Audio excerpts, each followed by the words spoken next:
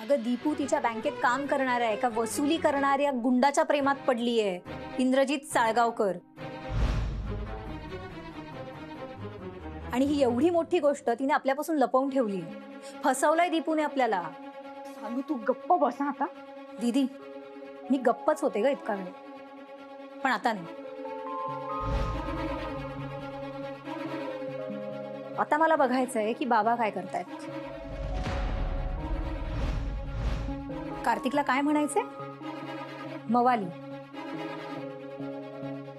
त्याच्याशी कसे वागतात आणि वागायचे हे आठवतंय ना तुम्हाला? आता मला बघायचंय की दीपू आणि त्या गुंडाच्या वेळेला बाबा काय करतायत.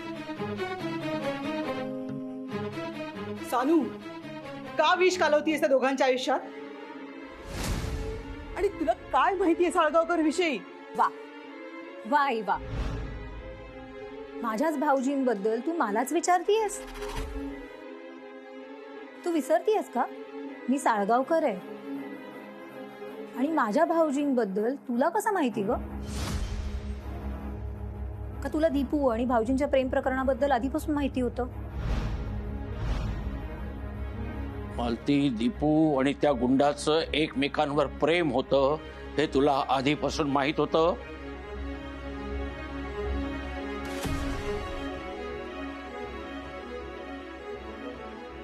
तू एका शब्दानं मला बोलली नाहीस.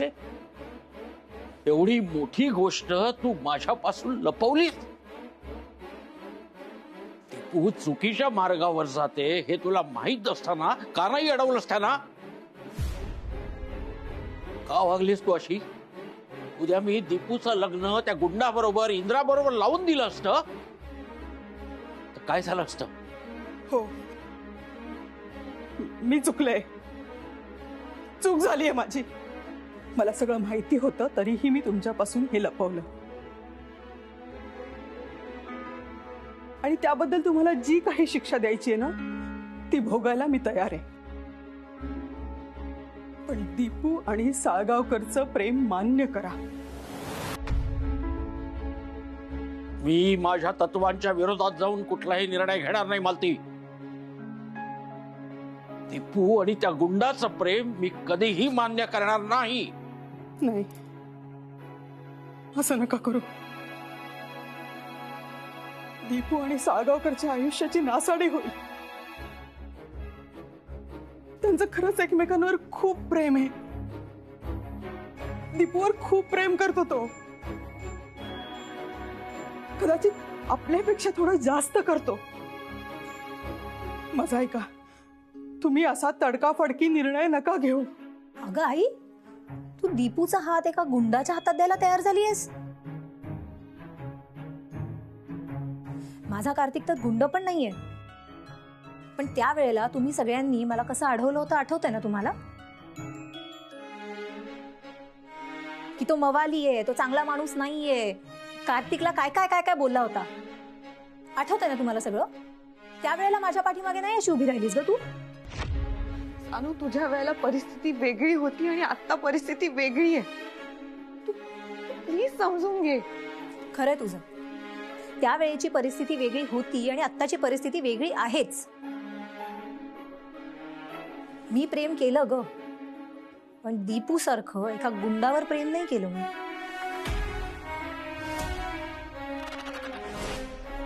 जाऊ दे दीपू, सगळं विसरून जा. तू नव्याने सुरुवात कर. भाऊजींना विसरून जा. आई आई आई आई प्लीज तू बोल बाबांची, प्लीज. त्यांना सांग ना, मी नाही जगू शकत इंद्रजींची वे. प्लीज तुला तर सगळंच माहिती आहे ना. प्लीज. अहो, तुमचा राग मला मान्य आहे. पण तुम्हाला खरं सांगू का, खूप खूप चांगला मुलगा आहे हो साळगावकर. आपल्या दीपूवर खूप प्रेम करतो. विश्वास ठेवा माझ्यावर. आणि तुम्हीच म्हणता ना, कुठलंही काम छोटं नसतं. मग तो वसुलीचं काम करतो म्हणून त्याला गुंड ठरवणं योग्य आहे का? लोकांच्या शिवाशापापेक्षा आशीर्वाद जास्त मिळवलेत त्यांनी. परिस्थितीमुळे तो हे काम करतोय. नाही, मला मान्य आहे ना की या कामामध्ये थोडी हिंसा असतेच, पण तुमची तत्व सगळी पाळतो होतो. आणि मुख्य म्हणजे आपल्या दीपूवर खूप माया करतो, खूप प्रेम करतो. आणि तुमच्यावरही तेवढंच प्रेम करतो. म्हणून तुम्हाला दोघांनाही नाही गमवायचंय त्याला. खर तर दोघ जण ना या सानूसारखं पळून गेले असते आणि लग्न करून मोकळे झाले असते. मग काय केलं असतं आपण? पण त्यांनी तसं नाही केलं. कोणासाठी? तुमच्यासाठी. बाबांना सांगितल्याशिवाय, त्यांची परवानगी घेतल्याशिवाय आपण लग्न करायचं नाही असं ठरवलं त्यांनी. तुम्ही माझा ऐकता का? माझा ऐका. तुम्ही थोडा वेळ घ्या, शांतपणे विचार करा. मला खात्री आहे तुम्ही जेव्हा शांतपणे विचार कराल आणि बघाल ना या सगळ्याकडे, तुम्ही या दोघांचं प्रेम मान्य कराल. नक्की. शक्य नाहीये. आजपर्यंत मी तुमची बायको म्हणून नेहमी तुम्हाला साथ देत आलेली आहे. पण आज ही मालती मनोहर देशपांडे या दोघांचा जेव्हा जेव्हा प्रश्न येईल ना, तेव्हा त्यांच्या मागे खंबीरपणे उभी राहणार. मी दीपू आणि साळगावकरची साथ दे, तुमची नाही. बाबा, मी माझ्या लग्नाचा निर्णय घेताना चुकले. माझी निवडही चुकली बाबा. पण दीपूच्या बाबतीत तसं नाही. तिची निवड योग्य आहे बाबा. बाबा, साळगावकर खरंच खूप चांगले, त्यामुळे मी पण दीपूच्याच बाजूने उभी राहीन. तुम्ही काय बोलता? तुम्हाला कळतंय का? काय तू निघ. ऐकू नाही आलं? निघ. सानू, तू आत्ताच्या आत्ता इथून प्लीज निघून जा. ठीक आहे, मला आता इथून घालवताय ना? ठीक आहे, पण एक लक्षात ठेवा, दीपूचं लग्न त्या गुंडाबरोबर कधीच होता कामा नये.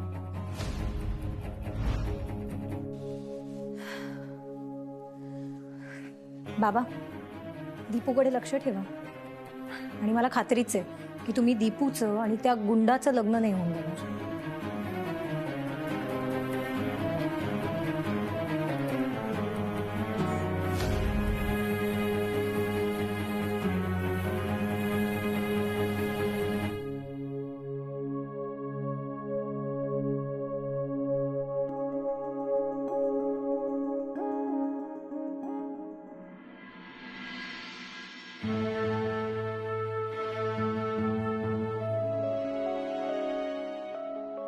इंद्रा फोन का घेत नाहीये? अगं आई, कशाला काळजी करतेस? माऱ्या झाल्या की तो घरीच येईल ना. ए कार्तिक, शांत बस ना. कशाला आईला उगाच त्रास देतोय? वैरी साहेब, मी बसा बघू शांतपणे. इंद्रा येईल घरी. नाही बाबू काका, जोपर्यंत इंद्रा माझ्या प्रश्नाचं नीट उत्तर देत नाही की तो गुंड नाहीये, तोपर्यंत माझ्या मनाला शांती नाही लागणार आहे.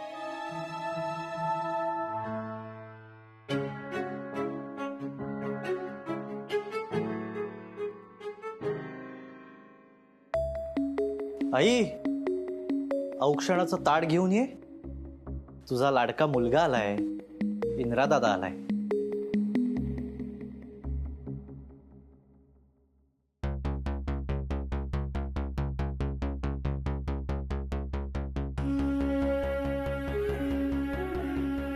दादू,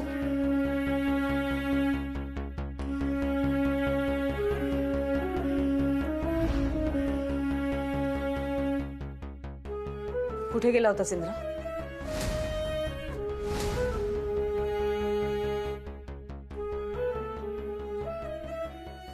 इंद्रा, मी तुला काहीतरी विचारतेय. कुठे गेला होतास?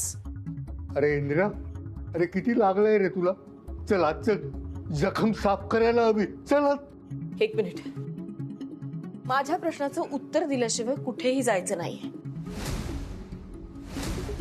तू SP बँकेमध्ये वसुलीचं काम करतोस इंद्रा?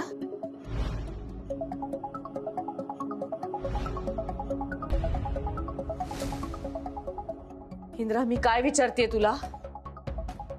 तू SP बँकेत वसुलीचं काम करतोस का?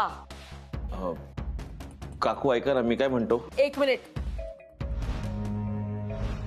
तुला नाही विचारलंय मी. मला उत्तर त्याच्याकडून हवंय.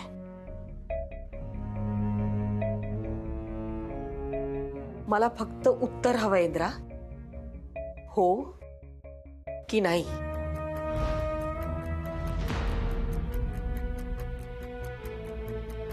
इंद्रा, हो की नाही?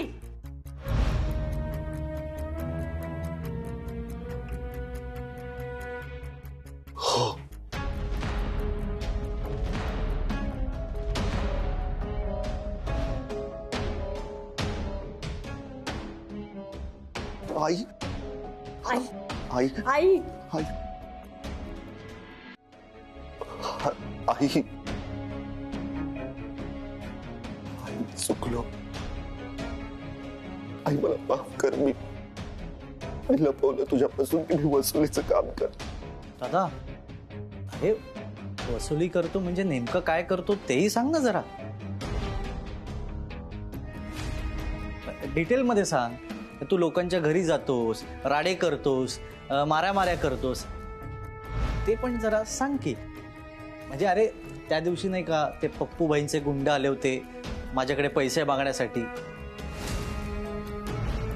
तसंच काहीतरी काम करतोस ना तू. सांग, आईला सांग. कार्तिक, जी फालतूची बडबड बंद कर. ए फुकट्या, मी आता शांत बसणार नाही. आता मी बोलणार. ते इथंच खर्चा पाणी देणार तुला. सॉरी आई, गुंडाची भाषा माझ्या तोंडात आली. पण काय करणार, माझा सख्खा मोठा भाऊच गुंड आहे म्हटल्यानंतर गुण नाही तर वाण लागणारच ना. आई, तुला आठवतंय ना तू काय म्हणाली होतीस? जर इंद्रादादा चुकला असेल तर मी स्वतः त्याचे कान पकडून त्याला घराच्या बाहेर काढीन, बोलली होती ती.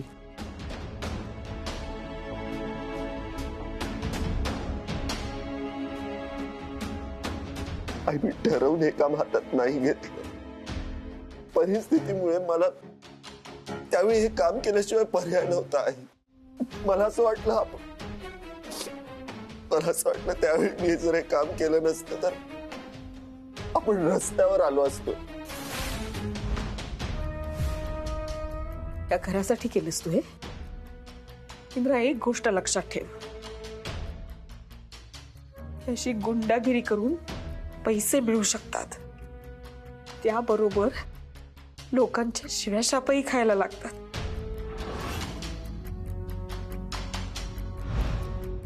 त्यांनी घर कधीच सुखी होत नाही, कधीच नाही.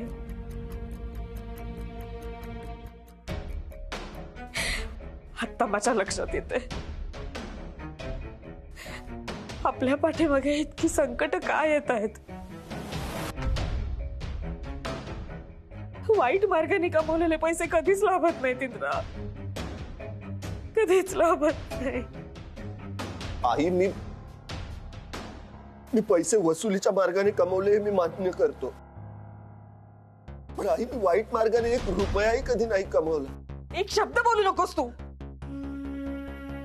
मला तुझ्याकडनं ही अपेक्षा नव्हती, कधीच नव्हती. आई,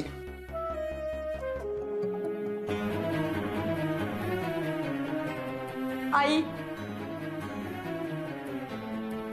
इंद्रा, दादा, काळे धंदे करून हे घर तर उभं केलंस, पण आता या घरामध्ये आईची राहण्याची इच्छा राहणार आहे का?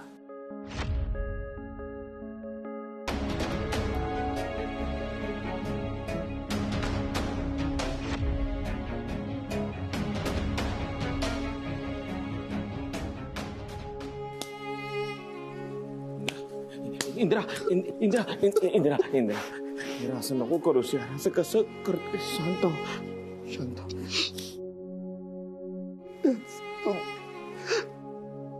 आई आणि देशपांडे सर दोघे दुखावले गेले माझ्यामुळे. देशपांडे सर आणि आई हे दोन खूप महत्वाची माणसं आहेत माझ्या आयुष्यात. ते दोघे माझ्यापासून दुरावले यार संतोष.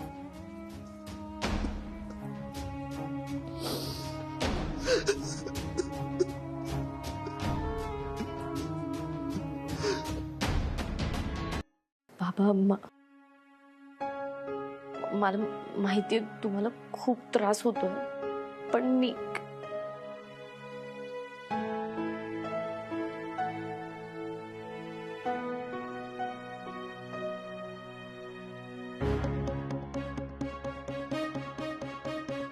बाबा मी काय म्हणते ते एकदा ऐकून तर घ्या. तुम्ही समजताय ना, तसं काहीही नाहीये. माझ्या समोर तो गुंड साळगावकर त्या लोकांना मारहाण करत होता आणि तू म्हणतेस मी समजतो तसं काही नाही. तू प्रेमामुळे तुझ्या डोळ्यावर पट्टी बांधली गेली असेल, माझ्या नाही. असं वाटतं एखादं वाईट स्वप्न बघतोय मी. माझी दीपू जिचा मला पदोपदी अभिमान असायचा, आज त्याच दीपूनं मला लाज आणली. गुंडाच्या प्रेमात पडलीस तू? गुंडाच्या? तू सांग काय करू मी आता?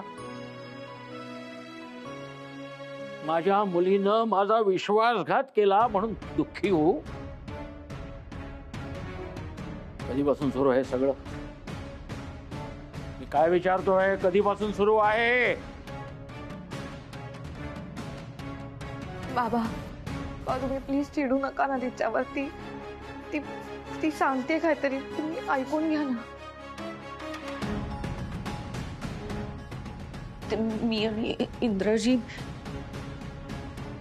मला ती तुला आठवत आहे? मी म्हणायचो ना मी या जगातला सगळ्यात श्रीमंत माणूस आहे, कारण मला 3 मुली आहेत. गैरसमज होता तो माझा ग. मी या जगातला श्रीमंत माणूस नाही, सगळ्यात दरिद्री बाप आहे. हो नका ना असं बोलू. ऐका ना ती काय म्हणतीये. दिदी बाबतीत वाईट घडलं, त्या साधूनं पळून जाऊन लग्न केलं, मान खाली घालायला लावली मला. आणि आता ही दीपू, हिनं तर मला साफ फसवलं तुझं. म्हणून म्हणतोय मी, हा मनोहर देशपांडे जगातला सगळ्यात दरिद्री बाप आहे.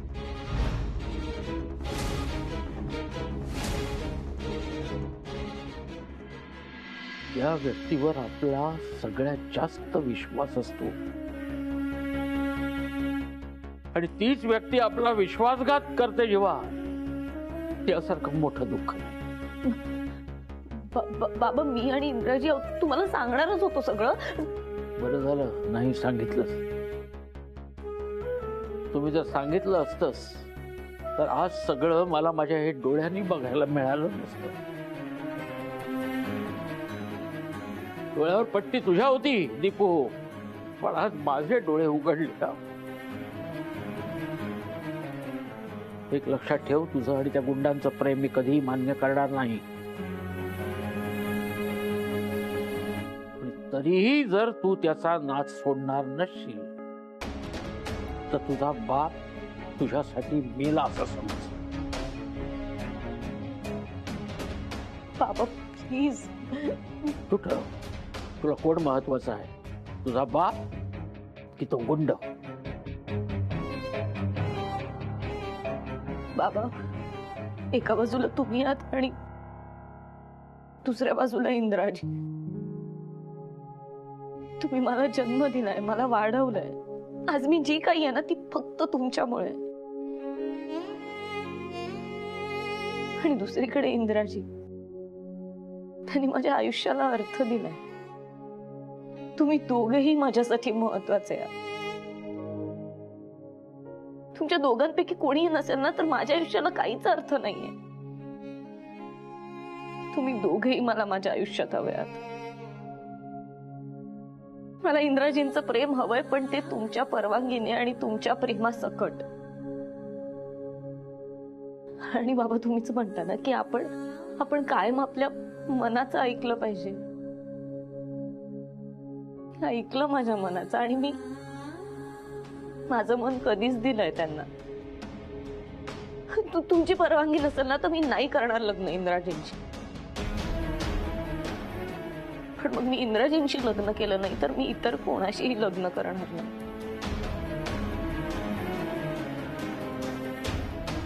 मी लग्न केलं तर ते फक्त इंद्राजींशी.